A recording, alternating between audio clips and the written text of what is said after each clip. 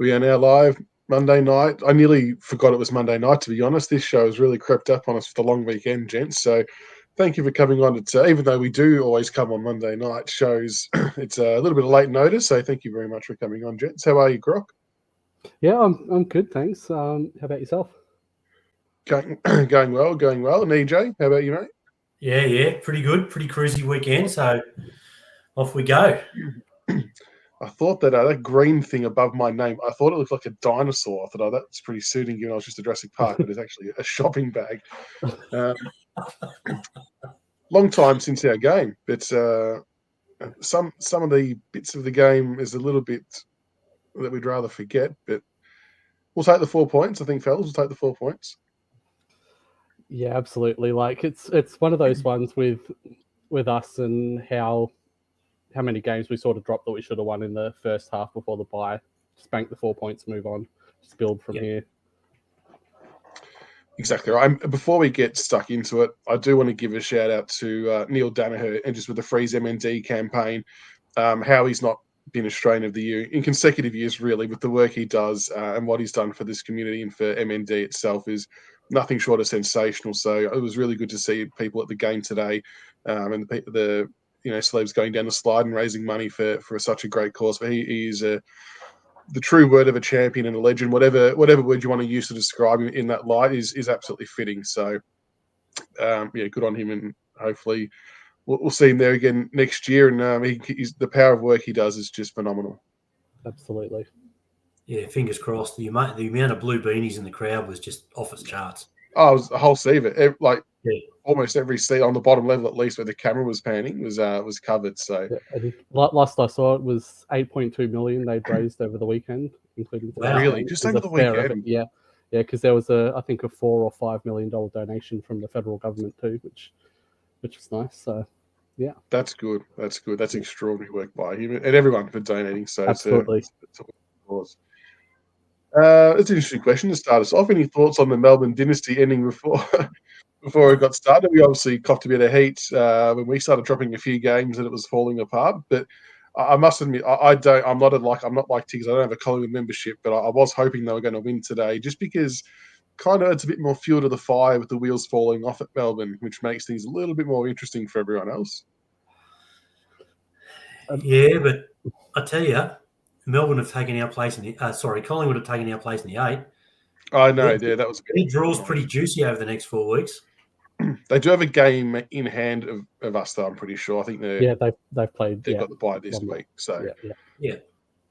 What's good though is our percentage is kind of on par with the 2 or 3 teams above us as well. So 4 points is kind of going to potentially bump us up 1 or 2 spots depending on how other results go. So it's all very tight there. Yeah, we're 12.1% ahead of the Pies percentage-wise. Okay. And then Sydney, when either on the same as them or just a little bit short? We're just short of them by like 1.3%. But Stephen May obviously owes Bailey Smith some beers, taking the media attention away from Stephen May, given the D's loss again today. Like, how shocking can you get? Like, if that was Dusty with what Bailey Smith did, it'd be front page news here, there, and everywhere, like front and back for a week. Like, shocking. Yeah, there's no excuse for it these days. I don't know where to go with that. It was just stupid. What I feel most annoyed about with that, at the risk I don't want to say the wrong thing, but I feel bad. I'm not saying he doesn't have mental health issues, but I don't like that being the mask for what he did, because I feel like it kind of rains on people who actually do have mental health issues. And you don't want AFL players to get into a habit. And I'm not saying this is a cop-out, but the vibe comes off. Like, anytime something happens, it's always attributed to that. And maybe it is. But I just don't like how, I don't know, it just leaves a weird taste in the mouth when it just feels like it's an easy out. Seems like a default setting now. I mean, as someone who's been pretty open about their struggles on the board, I just find it ridiculous that as soon as anything goes wrong like that, I mean, Lockie Hunter, was it last year or the year before, he crashed his car and then ran when he was drink driving, again, mental health. It's like, what about Dusty? it's players like Dusty and that who are genuinely struggling, who are doing the right thing, that are going to cop the brunt because people just think, oh, there's other more nefarious reasons for him playing that mental health excuse. Like it's just ridiculous. I don't understand it, and I don't get it, and it's just genuinely taking away from players who are struggling behind the scenes. Because now, like, if they come out and say I'm struggling with mental health, people are going to question the motives now. It's just ridiculous. Be interesting to see what happens with the strike. Bevo wanting it to be completely abolished, like odd timing for those comments as well. Yeah. Oh, we can talk about those clowns all night. Richo, I've been banished to the garage for multiple years now. So when our second child came along, I lost my spot in the bedroom where it was reasonably warmer, considering being out here, it's probably about 5 or 6 degrees. So in the garage, but we have flipped the room around a little bit, so a bit of a different backdrop behind me. No Tiggs tonight. He has the in-laws over. He thought it was Sunday. That's what his text message said. I think the long weekend has caught everyone out. But all right, we'll get stuck in. I think you've taken inspiration from my whichever way it is, from my industrial look, and you've tried to replicate it in That's right. Yeah, I'm taking inspo from your background. Magpie 71 celebrating the 3-peat over the 4-peat, their 4 wins in a row. He might have been at the game today, actually, Tiggs. Yeah. He might have been there, and he's still on the train home or something after being at the pub. Premiership favourites now. They've knocked off the D's and Flagmantle. Just outside Manchester, Mick. Oh, very good. Welcome, Mick. We might be rivaling temperatures over there, Manchester versus my garage.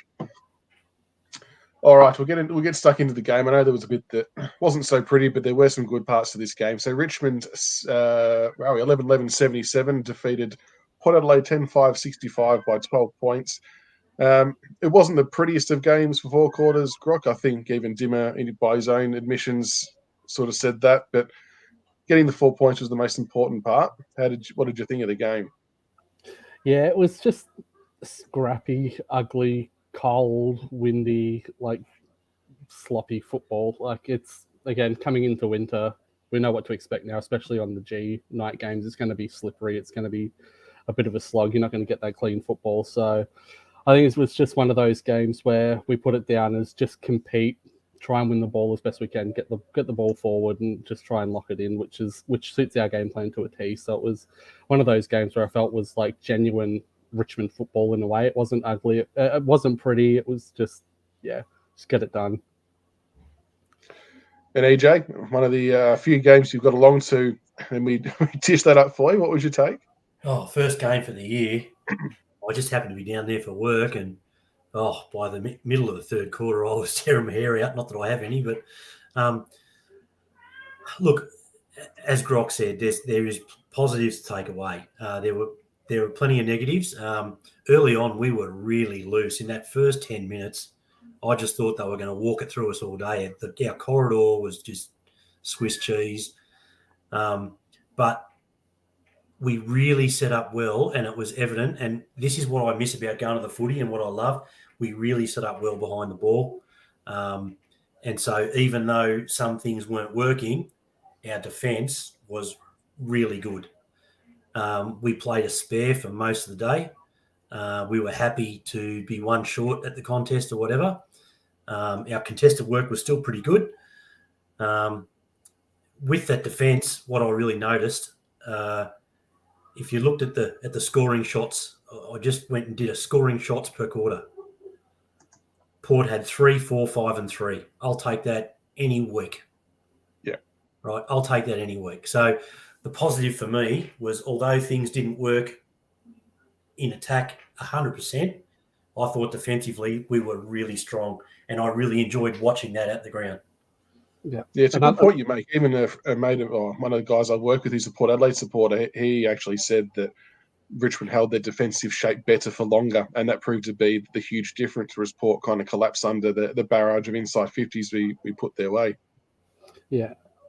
Another thing that I genuinely like seeing was Dimmer learning from the week before with Bolter and Gibkiss. He pulled that move earlier than he did last week when Gibkiss, Marshall's been in pretty good form over the past couple of weeks. So, Gibkiss did get outmarked several times, but credit to him, just kept competing. But yeah, having Bolter go back really shored us up in that last quarter. So yeah, I think that's something that I think we should look at next week. Well, this game coming up. So. And again, though, like, you know, Gibcus has done nothing wrong, but fair to say Marshall had the better of him in that contest for the first 3 quarters. But again, to still go forward in a clutch moment with a difficult shot, slot it just shows how much character he's got not to drop his bundle and to, you know, to maintain a high level of football and do the right thing when it counts. Yeah, absolutely. Yeah. And what I could see at the ground was we all say, oh, you know, Marshall was good. I'm not going to knock him at all. But a lot of what was happening was, as far as Gibcus goes, it was the fault of the players up the ground, and Marshall was the beneficiary. It wasn't so much what Gibcus was doing wrong; it was what what Port were doing right further up the ground. So it wasn't really a knock on Gibcus as such. Yeah, it was their midfield transition. Like in the second and third quarters when Port were getting on top of us, it was their midfield that were just bullying us and just getting that ball into the forward 50 way too easily. But I mean, I know he's had his knockers, but Tarrant's last quarter was fantastic. Huge. Absolutely huge. Massive. Yep. He was, and I don't know whether he did a hell of a lot wrong in the previous 3 quarters. Like the times when we were playing bad, I think as a collective team, we weren't playing well. I feel like he's a bit of an easy target in that sense. But his last quarter, it was huge. I think it sort of helped that he had the matchup on Dixon, who's not the most athletic player anyway. He much prefers to stand and wrestle and body strength, which suits Tarrant's game much better than playing on someone like Marshall, who is that quicker, more athletic, mobile forward. What do we make of... you go, EJ. I'll bring that up. A positive for me was, if we look at earlier in the year, so many times we've been ahead and at 3/4 time and we've been run over. Fair income, I was really struggling at 3/4 time. I'm thinking it's happening again. Our last quarter was superb. And in that last quarter, Baker was unbelievable. But I was about to say it was superb because Liam Baker put everyone on his shoulders and said, "Come with me, fellas." He was unbelievable. Yeah, he was mad. But in previous times, we've collapsed in the last quarter. The fact that we run it out, for me, is a real good step. It shows that they're addressing the issues that we've had, which is a positive. But what do we make of the 2 rucks versus no rucks and how that played out? I don't reckon Soldo had his best night. I mean, it's a bit of an indictment when Port Adelaide go in without a genuine recognised ruckman, and Finlayson had the better of our 2 ruckmen for, we'll say, 3.5 quarters. Nank's last sort of 15 minutes of the game was pretty good, but before that, he wasn't great. But yeah, like Soldo, I can't see us playing anymore unless we generally need someone like Melbourne, who've got the 2 with Jackson and Gawn, or someone like that where we have to play 2. Otherwise, it just doesn't work. If a team's only got 1 ruckman, we can only play 1. Yeah, I was a bit disappointed with how it panned out. It sort of on paper read like we should have done a lot better. But Finlayson, to his credit, played a really good game. And, you know, the Port mids are quality with or without a good ruckman, so they were just able to shark it a lot better than our guys were. And I think they won the stoppages and clearances across pretty much all categories. So while we know it's not the strength of our game, it would have been nice to have seen us assert dominance in some capacity in that area, given the clear advantage that we had. But look, we got the 4 points. That's what counts. So look, there was some other good stuff. Like, we lost the clearances, but we equalised in contested ball, which I think was really good. Our 1%ers, our season average is 53. Port season average is 55. We had 68 1%ers to 47. So, we were doing the good work off the ball. And I genuinely think, I know we only won by 12 points, but it felt like a 4 or 5 goal win to me. As frustrating as it was, it felt like a bigger win than what it was, if that makes any sense at all. Well, it would have been if a certain number 29 had have kicked at least one or two of his five behinds. That, honestly, Grock, that one on the top of the goal square, how is that even possible to miss for an elite stand player? I know he does some excellent things, Bolton, and I love him to bits, but I feel like he needs to just peel back his game a little bit and remember the team. Not that goal had to be team first. He was in the right spot. But there was other shots he took where there was probably handballs or passes on to free someone else up for that shot at goal. What did you make of his game? I mean, I thought he had a decent game. I mean, that one at the top of the square where he could have easily ran in another 2-3 meters and had that easy little drop punt instead of going that dribble, the flashy thing along the ground. I was ropeable when I saw that. I posted on the forum, drop him for that, because that's not team first football. Like that's just him all about himself wanting the flashy finish. And if he did that at grassroots level, he wouldn't be playing the next week. There's no chance. Like the coach would have dragged him off and said, "You're done for the day." Like that's it.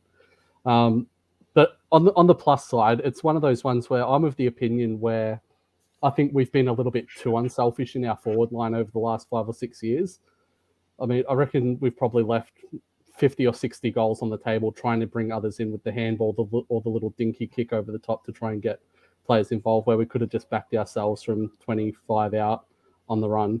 So I don't mind Bolton trying to win the game off his own boot, especially the ones where he was in the pack. I mean, trying to get a clean possession out of that, I mean, it'd be hard pressed. So take the shot at goal. If it works, it doesn't. If it works, great. If you miss, you can set up defensively. But that one at the top of the square was horrid. But the other shots, I'm not too concerned on. And by contrast, EJ, Judson Clark, what a first quarter he had. His first involvement was the smother. He gets a handball off and then goes down and kicks 2 goals with his first 2 kicks in AFL footy. Yeah, and, you know, he obviously is respected by the group. They're all around him. He's got speed. He's got work rate. It's all good. But I was on the opposite wing to where Dusty was. That centering ball to find Clark for that second goal was ridiculous. I got a text from Captain Blood at the time. He goes, "Oh, you know, that kick." There were Port defenders like ding, ding, ding. He was in this little triangle. I still don't know how it got there. But no, look, I know there's a couple of people coming back in this week, and I was looking at the teams and I was writing them down. A couple of people have got to come out, but I can't see him coming out. I thought he was really good. Yeah, I agree. Like his game, like his first quarter, probably close to best on ground in that first quarter, in my opinion. He was just so much cleaner than anyone else out on the field. Like just one touch, wet, slippery ball, so clean. And we finally got someone who draws a free kick. Finally, someone who actually draws it. So, yeah, I think myself and Tiggs have been pretty vocal about bringing him in when we've been on, especially over Castagna. And yeah, it's nice to see that's happening. Juddy 2022 is the Graham and Townsend of 2017. It just makes defenders accountable, doesn't it, though? Yeah. Because hitting the scoreboard and actually hurting the opposition, you have to pay attention to them. You can't just peel off and go the easy double team on reroll. And such a beautiful kick of the footy too. Absolutely beautiful. Yeah. And just on the free kicks, we won the count. Just I know. Throw that in there. Is that 2 weeks in a row? Did we win the week before as well? Yeah. We're +3 in the free kick count over the last 2 weeks. When's the last time that would have happened? There's a step for someone to find. I think Hadley's comment was 86. Yeah. The other, I haven't got the stat on here. Pressure acts, Jack Graham, ranked number 1 on the ground. Was he in the 30s or was it high 20s? I can't remember what he got. You might have that one there, EJ, but no, I actually don't, because it was a long weekend. I got caught out, but I know he had 10 tackles. Yeah, and here's pressure. So he had 10 tackles. Marlon Pickett had 5 tackles.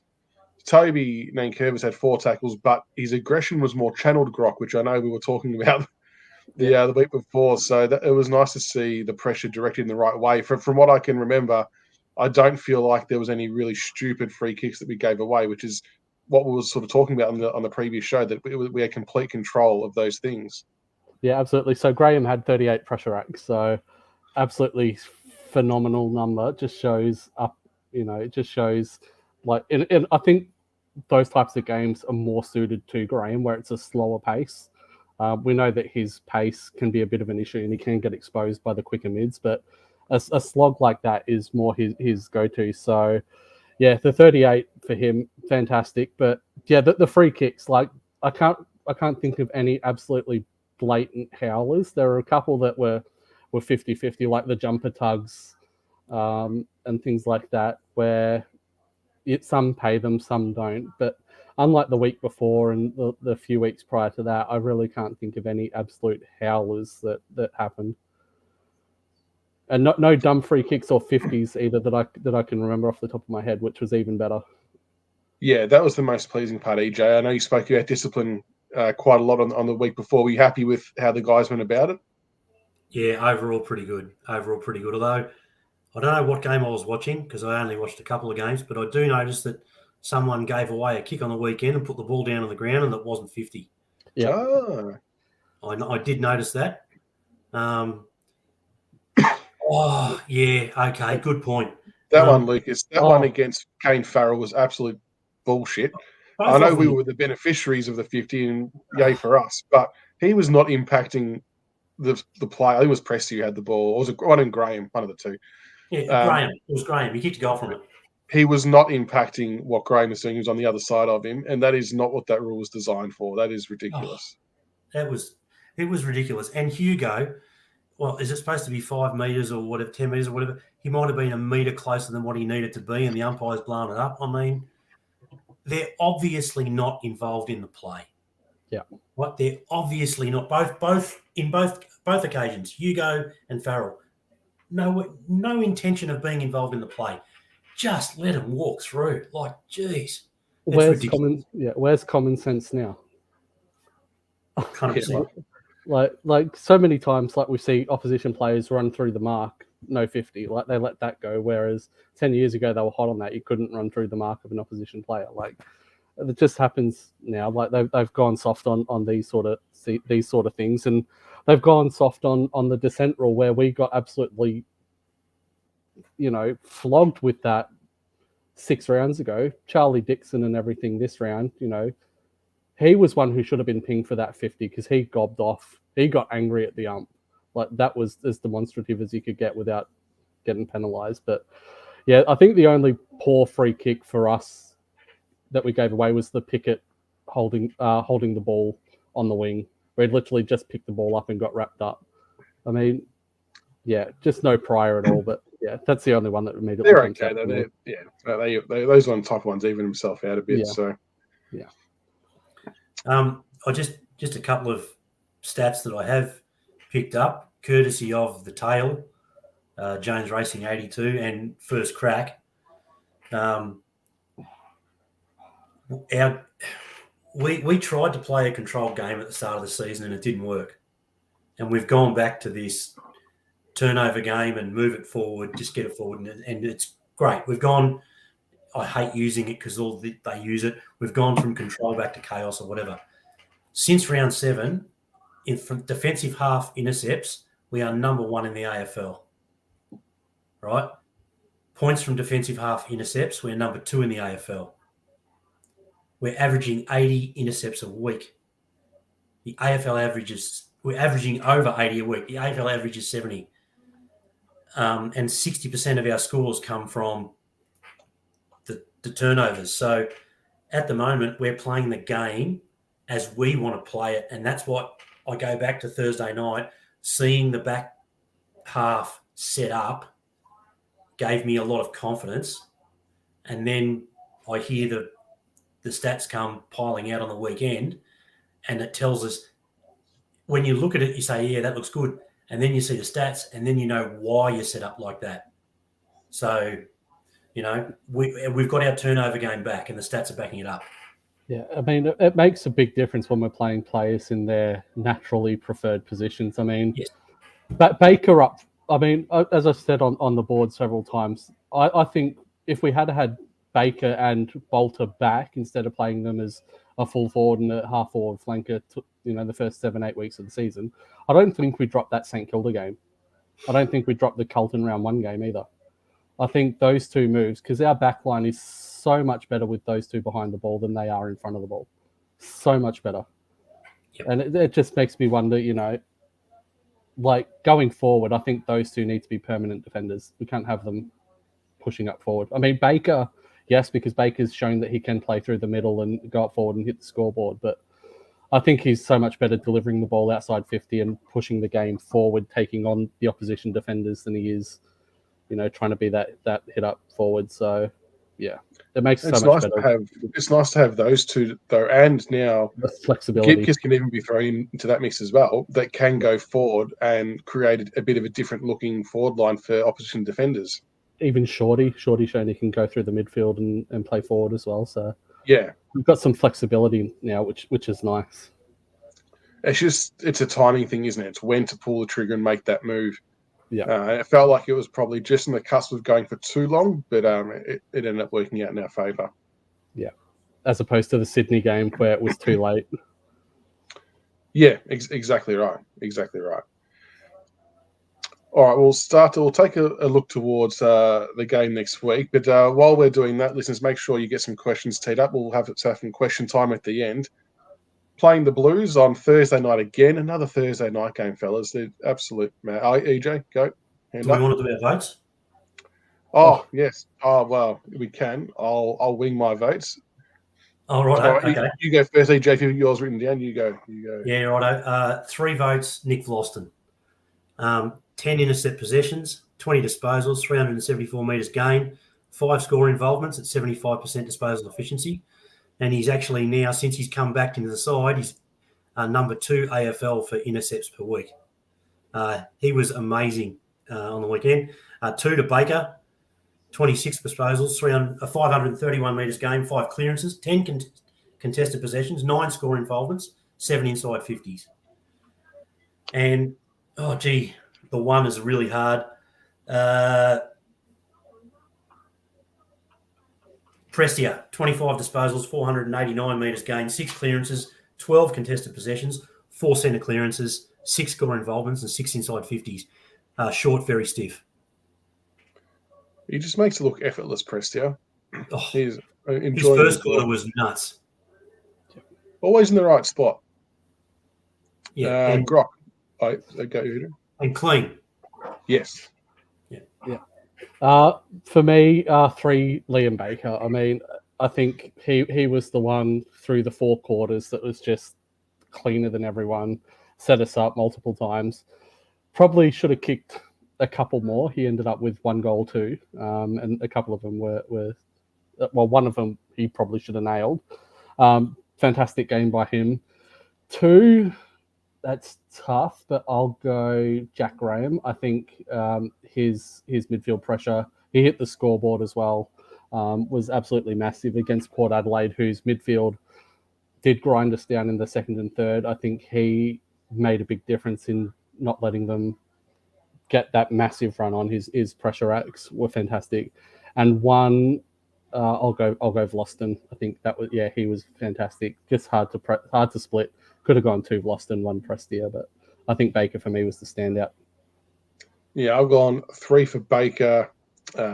Just a genuine match winner. He got us over the line in that last quarter. 2 for Jack Graham for his pressure acts, and 1 for Prestia, just because he probably set the game up for us, or a big part of the reason why the game was set up for us in the early parts of the first quarter. So it's no coincidence we're just a much better team with him, fit and firing in the side. And it did have me a little bit worried with Lambert being out, because I know our win ratio was obviously far higher. Not that he was out, but as sub. But I'm kind of glad he obviously wasn't used, because it's essentially been another week for him to freshen up. And obviously no one got injured. So that was good. Actually, the one thing I want to talk about before we move on the injury front, not so much us, but did anyone else find it alarming that that concussion test wasn't done on those 2 Port players that smashed heads? Like, the doctor's the doctor, and we can only assume he was right, but I would say that if they hadn't already used their sub, and it was just one of their players under an injury cloud, they would have 100% had that test. That was as a nasty of a head clash as you will see for potentially the rest of the year. Absolutely. And the worst thing is the AFL ticked off on it, said it was all fine. I mean, we've got players getting suspended for trying to tackle and having head clashes because their head is sacrosanct, but then you've got two players, massive head clashes. One gets absolutely split open. The other one's groggy, dazed, and can hardly stand. And the AFL ticks off saying, "Oh no, they're right to go on without even a check." I mean, for Lucas, me, who said that I was left with a broken cheekbone. If that, I'm not sure. I mean, if the AFL is serious about making sure that the head is sacrosanct, any sort of head clash, any sort of contact with the head that's forceful enough to have players come off should be a mandatory concussion check, in my opinion. I mean, I'll have a neutral doctor. A neutral doctor makes the call because if they're going to be serious about it, they need to get serious. I mean, none of this, pussyfooting around. Like, if there's head contact, check them. Better to be safe than sorry. Especially when you see cases like obviously Tucky and what he went through sort of post-footy and what it led to. We don't need more cases like that for any club. No. Yeah, I think I know that the Port guys, 25 years experience, most experience in the AFL, all good. Is it time that we take the look at the concussions out of the hands of the club doctors and have an independent doctor at the games? Yeah. I mean, and I think that they may have been fined based on the assessment that he made on them, but it's more the process, I suppose, is the thing in question. Is the right process in place to enable a correct sort of diagnosis? Like, should it just be mandatory? Head clash has to be the test no matter what. Yeah, that's what I think. And looking at it from, I know this is the most extreme example, but grand final, 10 minutes left, we're in it. Bolton or Dusty goes down with a head clash. Of course we're going to say no, like he's fine. We want him back on, especially if we're down by like 5 points or we're up by 5. You want the best players on your team on the game if the game's on the line. Like, there's nothing stopping us from saying, oh, he might be concussed, but let's just chuck him back on because we need him on there. We want to win this game. Like, there's too much grey area there. Let's just make it black and white. Head contact, concussion test. That's it. Yeah, I mean, that's makes sense, but we won't see it because it's the AFL. Yeah. All right, we'll take a look at the Blues game this week. Thursday night, big clash. Carlton are 4th. They obviously touched us up round 1, which they're probably due to knock us off at that point in time. But the teams are looking a little bit different from then until now, which was interesting. So, what's the big take for this one, Grock? How do we knock these blokes off? Because we're fighting for a spot in the 8 still. And we mentioned at the top of the show how close it is between 5th all the way through to 9th. How do we go about knocking the Blues off this time around? The big thing for us is no Wiedering. Wiedering is a massive out for them. So I think we need to try and stretch them. And obviously Lynch coming back in this week is going to be a big inclusion. So hopefully we can try and stretch their defense. I think it's more just about competing through the midfield. Again, like round 1, they got on top of us and we just couldn't win the ball. We've got to be better at competing. Obviously, Prestia back helps us out massively there. Lambert, touch and go if he plays. I think he'll play. I think he does. So he'll be another massive in. We just got to be competitive around the ball. We need Nankervis to really bash into De Koning. Obviously, I believe he's their ruckman at the moment because Pitnet is out injured or suspended, one of the two. Yep. So we just need Nank again. Use his physicality. De Koning's athletic. He's mobile. He's going to run Nank off his feet. We just need Nank to just crash into him every contest, get the knee up, make him think twice about jumping. Because that's going to help us, especially when De Koning goes forward, because he's one of the best contested forward marks in the league. So if we can stop him from getting that run and jump when he goes forward, it's going to be massive as well. And that's on Nank to just bash him, get the knee up, jump into him. Any ruck contest he gets, be physical. Give our midfields at least a 50-50 chance rather than, having him get jumped over and the ball gets delivered to Walsh or Doherty or anything like that. So that's going to be massive. And again, it's the defense for us is going to be key as well. Obviously with Curnow, he's almost or is leading the Coleman at this stage. He's a hard matchup to play. He's got the size, he's got the strength, but he's got the athletic capabilities as well. So he's probably going to be the most dangerous one to match up on. And then you've got McKay, who's the tall kick it long to him target. So I think it's going to all depend on how our defensive structure sets up from the opening bounce.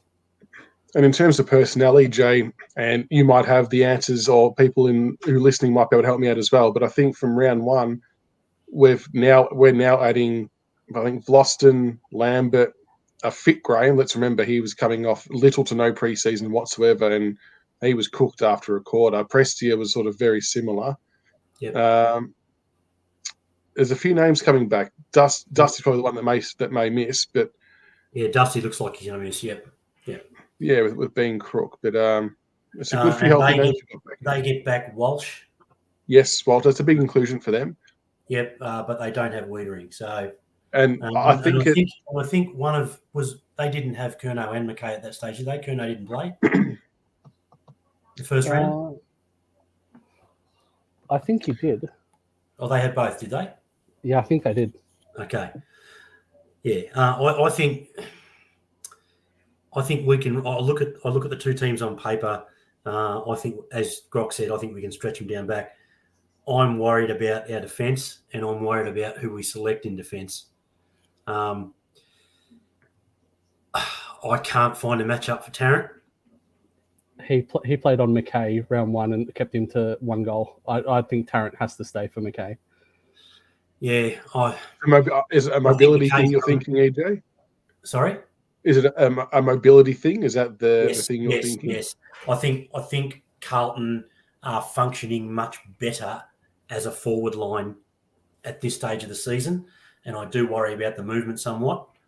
And I saw someone say down below a minute ago, play Boulder forward, he'll get Plowman. I'm playing Boulder back this week. Yeah. I'm playing Boulder on Curnow. Or, I'm playing him on Curnow. Curnow's the mobility man. Boulder's got the mobility. He's got the athleticism. On, Curnow or McKay, I think it was Nathan, we need to find two athletic defenders to play on those two guys. And that's why I'm a bit concerned about maybe Tarrant stays in and takes Silvani. I don't know. But depending on whether Silvani lines up forward or back. But from a mobility point of view, I'm really worried about Tarrant just this week. Yeah. So my matchups for that game, as I mentioned earlier, I think the Bolter-Gibkiss matchup needs to be reversed this week. I think Gibkiss needs to start forward. I think Bolter definitely needs to start back. I think our defenders, I think Tarrant takes McKay like he did round one, did really well on him. I think Bolter has to go to Curnow. He's got the speed, he's got the size, he's got the strength to match him. And obviously Grimes, if Silvani plays forward, Grimes will take Silvani or De Koning when he goes forward. I think he's got that reach as well. He usually plays pretty well on Silvani, so I think they'll be the three defenders back there. I can't see Gibkiss. I think he'd probably get more out of playing forward this game than he will playing defense. Now, I don't necessarily like this comment, Glenn, but I understand, and it's a really, really interesting question you raise, because the points you were just making there, EJ and Grock, it kind of leaves Gibkiss in a really precarious position where we need the bigger guys down back to help cater for Curnow and Mackay, which he's too thin to do both of those jobs essentially. But then Lynch is coming back, so we've got Lynch and Riewoldt up forward. Where does he? It's a really tough question. Like, I don't want him to miss out because I think he adds quite a lot to our team already. But there's no obvious matchup for him at the moment. I think there is. Again, like swap him forward. Lynch comes in for Soldo. Drop Soldo. They've only got the one ruckman.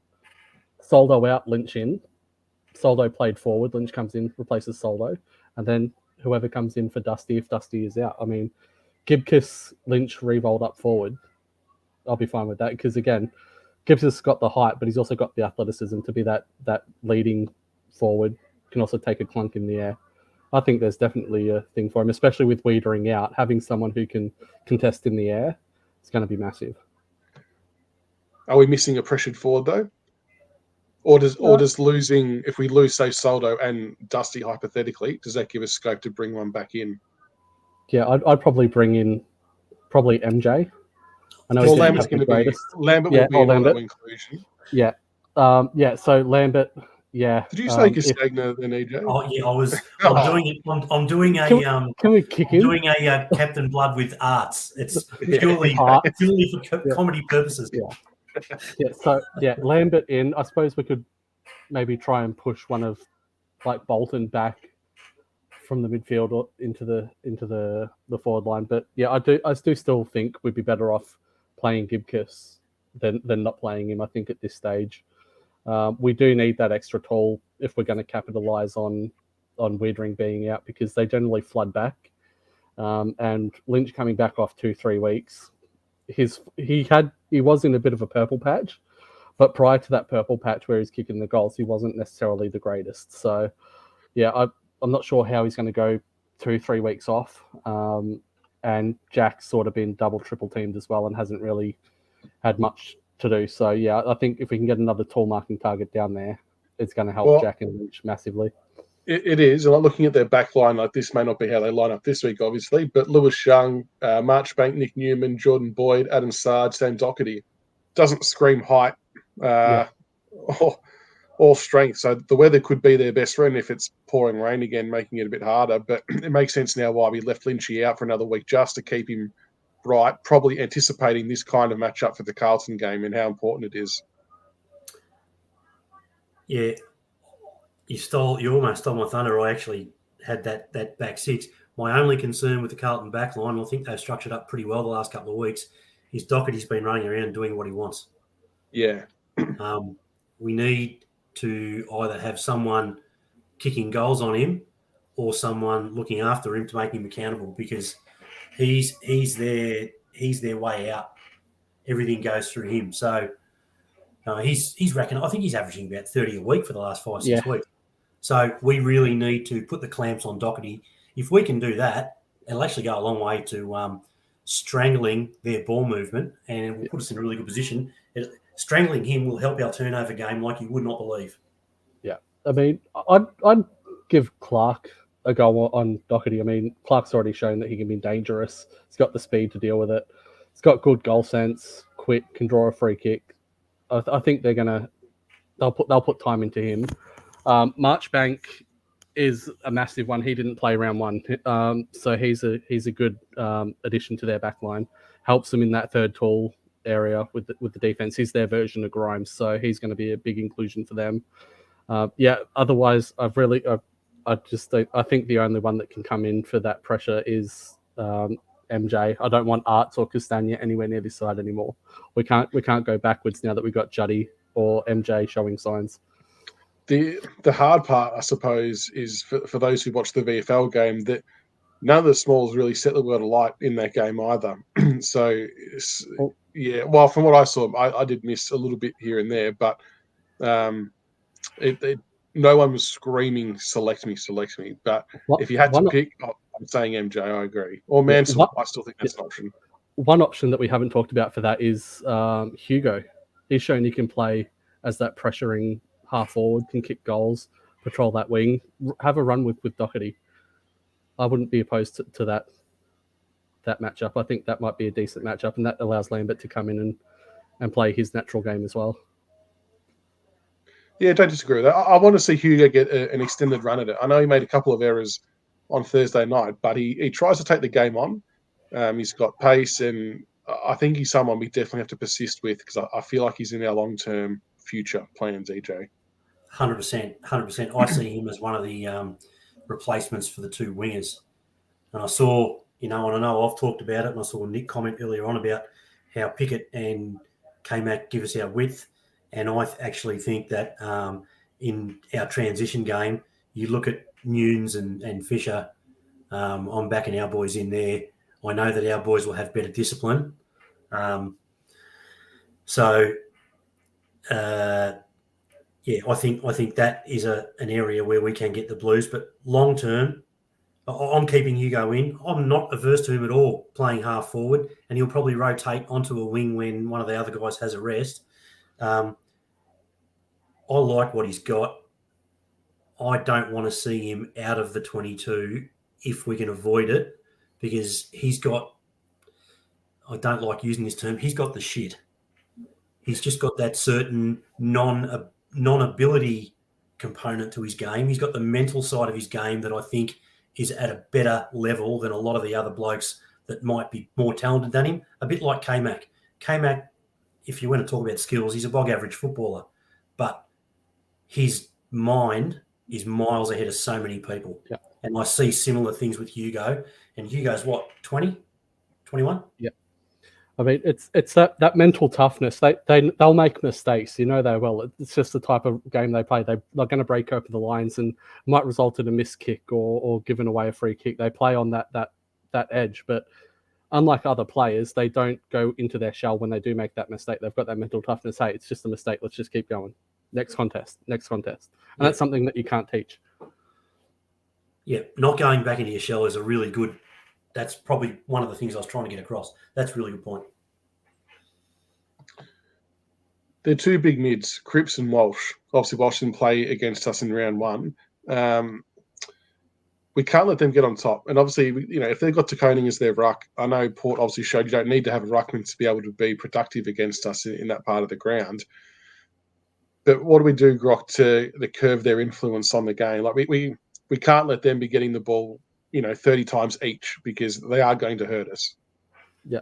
We need to be body on body. We can't be defending space. Giving them space is going to allow them to step through with the bigger bodies. I mean, our tackling hasn't been great. We've had so many busted tackles this year where we probably shouldn't. So I think we really need to clamp down on them, go body to body with them, try and impact them, give those little nudges, because their midfield, if Dusty is out, their midfield is so much stronger than ours going in, especially with Walsh coming in.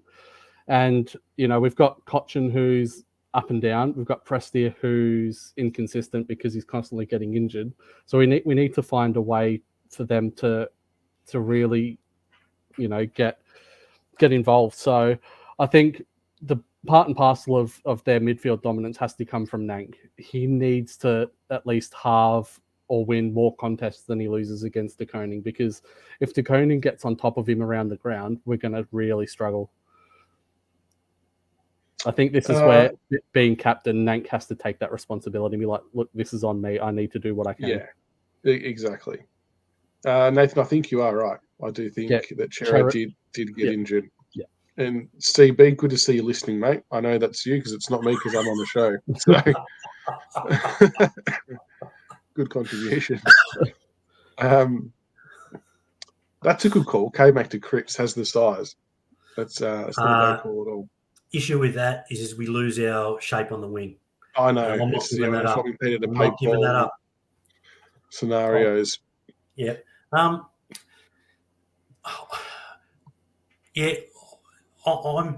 concerned about the midfield. I'm concerned about Cripps and Walsh and Hewitt, who's been really good. Was he the one who torched us in round one? Kennedy. Kennedy. Hewitt. Yeah. They all torched us. Yeah, they did. They all got a stack. But I think we're going to lose the contest. I think we are, and I think we have to accept it. I think we have to get as close to even as the contest as what we can, and I think that post clearance possession, that secondary possession, is what we need to concentrate on. That's where we have been strong. So setting up around the contest and making sure that whoever is the second Carlton person to get that ball, that feed, is under immediate pressure, or we've evened that contest. Because I can't see Prestia, Cochin, Bolton, Graham evening a physical battle with Cripps and Hewitt and Kennedy and the other guy. Yeah, Walsh. Walsh, yeah, that's him. Yeah, I mean, and I'm actually more concerned about Cripps going forward. He's been Yep. amazing forward this year. He's a big fella. He's 192, 3. 193. Yeah, and by some superpower, for the first time in his career, he's kicking straight this year when he's forward. He's not missing. So he's doing the Dusty thing of going forward and losing his opponent in transition. We have to be careful of that as well. Yeah, I think we need to sort of revert back to that whole idea of let's lose the ruck contest, but have our spare player sitting defensive side of the contest, rushing up to the player who gets the ball, get right in their face, smother them, deny them that space. It's the only way that it's going to work for us through that midfield. We're going to have to just say, look, we're not going to win a one-on-one against them. They're too big, they're too strong. Let's give them the ball, but shut down any space that they have to use it. Yeah, put them under pressure, get the blast kick happening, and then we know that behind the ball, we're set up and we're number one for intercepts in defensive half. And away we go. It's all about just making sure that when they do get the ball, when it goes forward, it's not clean ball, right? We don't want them with the ability to lower their eyes and hit their targets. They've got to be blasting it. If we can get them to that position, we should be all right. And that comes from the midfield pressure, doesn't it? And the half forwards pushing up and squeezing and doing their thing too, which really was non-existent in the first half of the year and probably hurt us in a lot of the games. But like you said, from round 7 onwards, it's started to get back into our game, and our setup behind the ball in recent weeks has been pretty good. All right, we'll get a tip including margin, and while we're doing that, start sending through some questions, listeners, and we will answer a few of those before we wrap up. EJ, who's going to win and by how much? And send through your tips as well, viewers, and we'll put that up there on the screen too. All right, I'm gonna make my fearless prediction for the season as well as the game. If we can win the next 2 weeks, I think we'll be playing in a preliminary final. Oh, I honestly think this next 2 weeks is the season. If we've got a pretty good run, from outside the top 4. No, I honestly believe if we win the next 2 weeks, we'll finish top 4. We've got a good draw. Is it Geelong after Carlton? Yes. So what we're doing by beating those sides is beating sides around us, which is where the game is at the moment.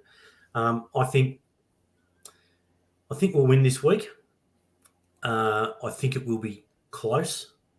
I'm going to say 14 points. I'm still trying to absorb the first part of what you said, but I like it. I like where you're going with it, EJ. I don't disagree with you either. Our numbers are really good. We just have to get a couple ahead of the ledger. Yeah. And then at the back end of the season, everyone starts to crack, and I think we're coming into us playing at our best, and this is where our draw after Geelong does open up a bit. So, we get to play this big boy fortnight. We get to play sides like Fremantle in Melbourne. Yeah. So, we've got a lot of chips falling our way now. We've done the hard work. If we can knock these 2 weeks over, we haven't played North yet. I mean, things like that. So yeah, you watched them beat us. You watched. Yeah. Oh, we lost to Adelaide. Yeah. Although to be fair, they were in decent form when we played them. True. What's your tip, Croc, including margin? Looking at the weather, it's going to be 12 degrees Thursday. So it's going to be another cold one. And it looks like it's going to be raining during the game. So I think that's probably going to help us. This half the contest through the midfield. If it's going to rain, it's going to be sloppy. They're not going to have that easy, space through their midfield, which is going to help. So I'd say Richmond by 20 points. I think that's going to help us. I like this logic, Pinky and Fluffy. Richmond defeated Collingwood. Collingwood defeated Melbourne, so which therefore means Richmond are better than Melbourne. Love it. I reckon Richmond by 21. I think it's obviously going to be a bit of a shit fest, but it's one of those games. I just pray it's not a replica of we get out to a 30-point lead and then they reel us back in, and either we just limp over the line or they knock us off. Like we don't need that for. If we're serious about playing finals and stamping our authority, I agree with you, EJ. The run starts now. They need to get on with it and really start planning their best foot forward. in big boy fortnight or month, whatever you want to call it. And a few people made a good point here that Dimmer's sides have shown in the past we rarely lose to the same team twice in a year, which is a good omen. He does like to learn from past mistakes. So the one thing that makes me nervous about EJ's claim about the prelim is Prestia. Prestia needs to be fit. He needs to stay Lambert, fit. And Lambert. Lambert. So does Lambert. Those two. It hinges on those two. If they're injured, I don't see that coming. Who's putting all this shit up? This is CB. CB's got the keys to this account as well. So here, CB and Tiggs are loading up on cabbage and laxatives for the Geelong game for a trip. I actually agree with him. I actually agree with him. I reckon we're going to handle Geelong and handle them big time. This is the game we're going to win. I reckon we'll smash Geelong. Well, let's get through this week first. CB and I still need to make that deposit. Yeah. All right, we'll take some questions from viewers before we wrap up. So if you've got any, fire them through, and we'll read a few out while we just plan CB and Tiggs visit down Grock's neck of the woods at some point in the next couple of weeks. Yeah, Glenn, agree with you, mate. Look, you would take the 4 points in a 1 point win. Don't disagree with that, but I still think for our own confidence levels, I think we need to really stamp our authority, which can be harder to do in the wet. Or, like, granted, it can be more difficult, but I reckon we go in with one less ruck. As someone said, we've got North Melbourne and we play West Coast again, so percentage shouldn't be an issue come the end of the year. All right, first one from Connor. EJ, we know your thoughts, so I'll throw this to Grock. Top four within our reach? At this stage, yes. The competition's relatively open, but we can't drop games like we did against St Kilda or Sydney. We need to be winning those games. I think yes at this stage. If we lose to Geelong, probably not. I think the Geelong game's going to be that make or break. We have to win the next two to be a serious chance. Yeah. This next 2 weeks. If we do win the next two, I reckon we will finish top four.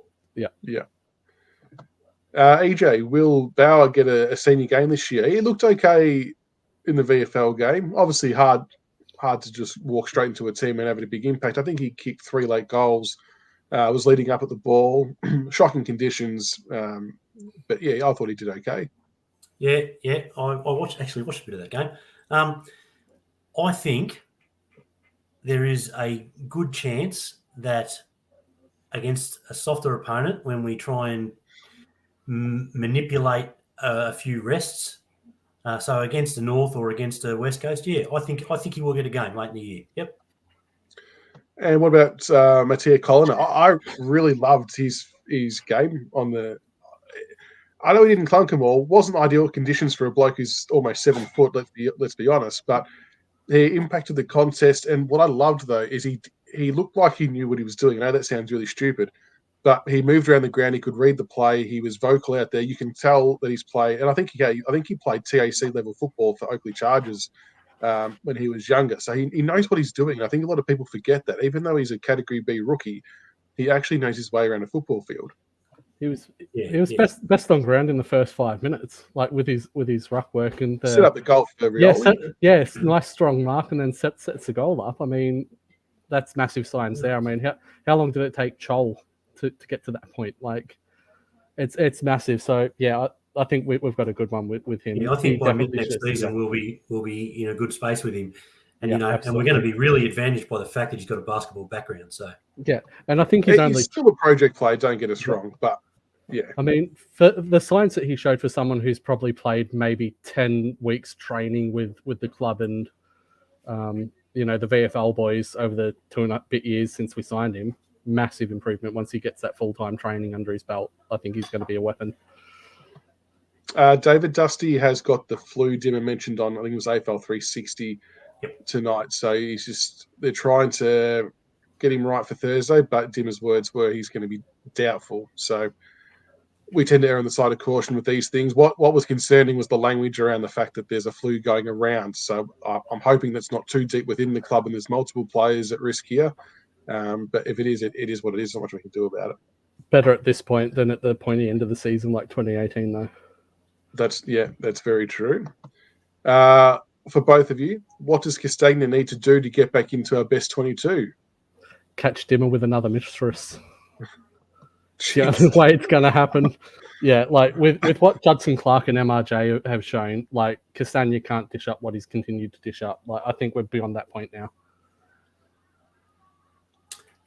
Hard agree. Can't add to that. Can't add to that. No. But I really felt like giving a vote this week just for posterity's sake. Yeah. But I'm not CB. What else have we got here? Get a trade to St Kilda or Gold Coast, where all of our rejects end up. Just have to bolster. Yeah, I think that's just about Castagna trade bait. Maybe Tiggs mentioned that. Well, I think it come out as well that North. Was it? No, it wasn't him. Was it? It was Arts and someone else. Arts it was Ross. Arts and Ross. To North Melbourne. Yep. Well, throw the book at Georgie. Throw the book at the Horn Francis. I think George. There is room for George in our side. Hear me out, but he has to get dangerous.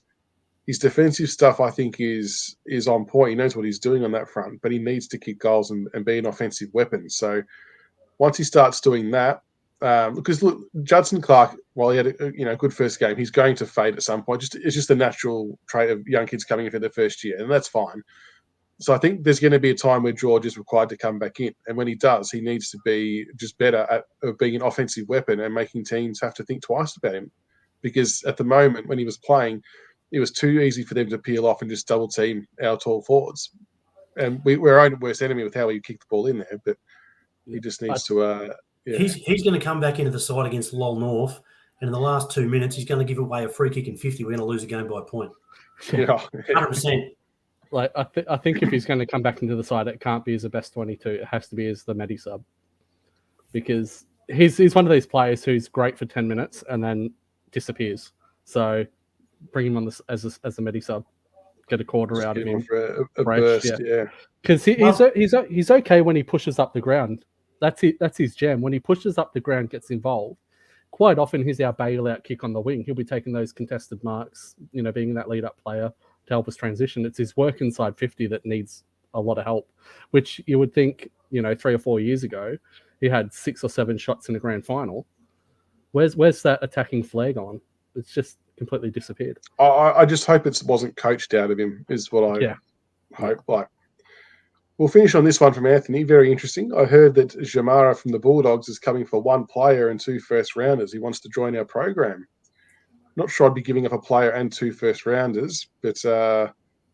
Well, we'll give him Castagna. Well, the thing is, if Dusty goes to GWS and we get Green and the 2 first-rounders, Dusty and a player out for Green and Jamara, I'd be okay with that. Gee, that is a big footy trade.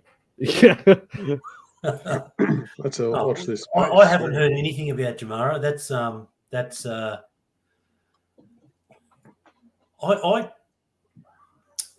He's an interesting one, Jamara. He's an interesting one.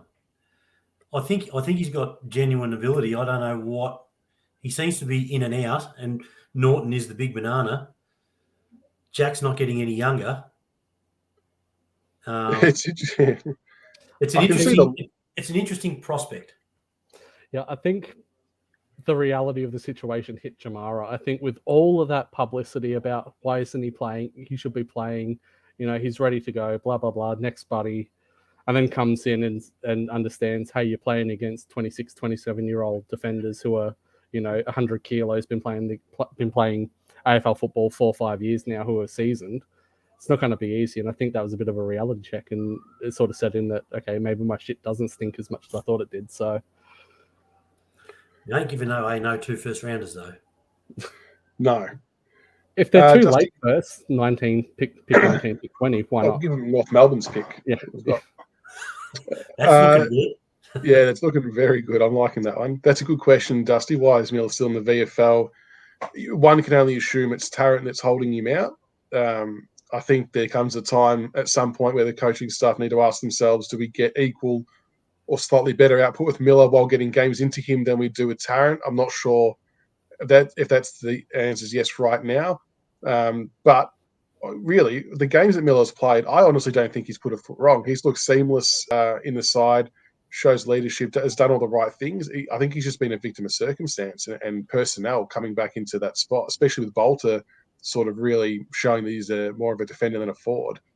If you were to compare him to the other bit part player in, who was the guy we delisted with the funny kicking action? Garthwaite. Garthwaite. He looks miles ahead of Garthwaite. Like, he looks panels ahead of Garthwaite in speed, in decision making. So I honestly think medium term there is absolutely a spot for him there. I'd love to see him get another 4, 5, 6 games this year. I think for me, it depends on how our season's going. I think if we're still a threat for top 4, Tarrant plays. He's got that AFL experience. I think if it comes down to whether, heaven forbid it all goes catastrophically wrong and we're going to miss finals, I think then, bring Miller in, get the experience in, load up for next season, because Tarrant shouldn't, if we're going to be realistic, Tarrant shouldn't be a defender for us, best 22 next season. So if it comes down to, hey, we're probably not going to make finals, or we may just scrape into finals, bring Miller in, get the games into him so we can set up for next season. But right now, I think he's just got to wait. I mean, Tarrant right now is probably our best option, AFL quality-wise, than thing. And yeah, he's had his ups and downs, but Miller had ups and downs when he played as well. But I think what Tarrant's shown, especially in that last quarter against Port, is better than what Miller's shown at his best when he's played. So I think right now we're better off with Tarrant than Miller at this stage. The time will come, a little shift. So no, that's all very good. I don't know if you blokes read that reply from Lucas about that Jamara doesn't get along with Bevo. So try to leave last year. They convinced him to stay, and he'll leave this year. That's a good little bit of info there, Lucas. Bit of watch this space. We'll see if that's something we get involved in. That makes sense to me. Yeah, I know someone said that Jamara was with Rioli's ex, Mia. They've split up, so that's probably not going to be an issue. But again, I'm not sure how it's going to come in with Dan if Jamara comes in, because, bro code, you don't get with another's girlfriend. Not sure how that's going to play out. So that'll be right. And it's just an interesting linkage, just because we're obviously going to be in need of a key forward in the near future, because we need Bolter down back. Gibkiss is obviously down back. So it's interesting. Interesting to watch this space. All right. Thank you for joining me tonight, gents. Thank you to everyone for tuning in. Make sure you do follow us on Facebook and subscribe on YouTube, Twitter. I've put our handles in the little scrolling thing down the bottom. Feel free to follow us and tweet us during the week, on the weekend, during the games. We love to get involved with the banter. It's all good fun. So, game Thursday night.